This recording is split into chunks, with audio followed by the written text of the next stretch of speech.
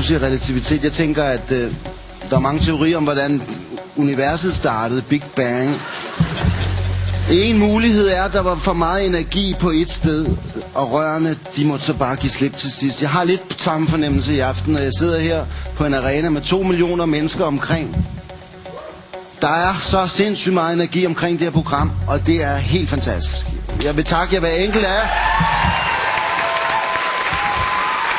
Men det siger mig også, at der i Danmark er brug for et fælles projekt.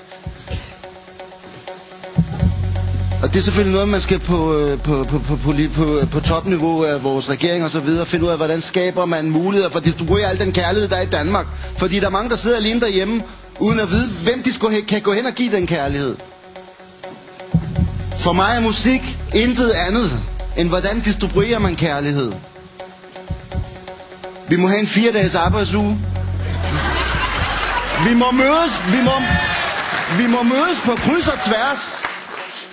Om onsdagen i interessefællesskaber. Jeg leder efter noget musik, der kan akkompagnere fremtidens samfund. Okay? Og det er musik, der er visionært.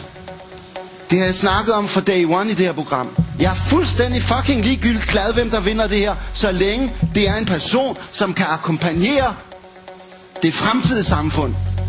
Kære Blachman, dit kvarter er snart ved at være gået. Vokalooka, I kan ikke lade være med at være corny, og jeg er så ked af det. Du sidder i en eller anden kirke og spiller på dit orgel. Spil der noget med Jean eller andet. Hvorfor skal du lige pludselig spille TV-køkkenet? I kan bare ikke lade være med at være corny. Altså, for helvede, mand. Jeg har gang på gang fortalt jer. Ja, fint. Hallo.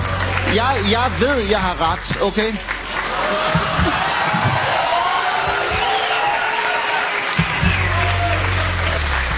Basim er 15 år. Han kommer ind i rummet. Han kender sig selv. Han har ro i maven. Han gør noget, som kun vi andre kan lære af.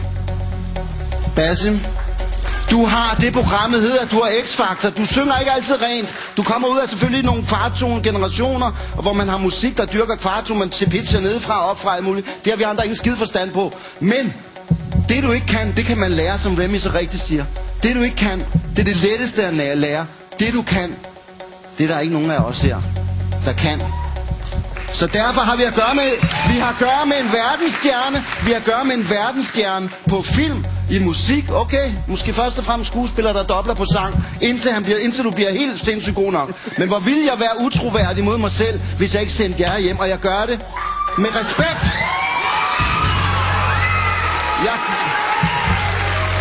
Hvad siger du, Blachman? Jeg gør det med respekt, fordi jeg synes, I er pissedygtige. Jeg læste for lang tid siden, inden jeg holdt op med at læse, hvad der står om det her program, om mig selv og så videre, at I bare gerne ville høre, at jeg sagde, at I var dygtige.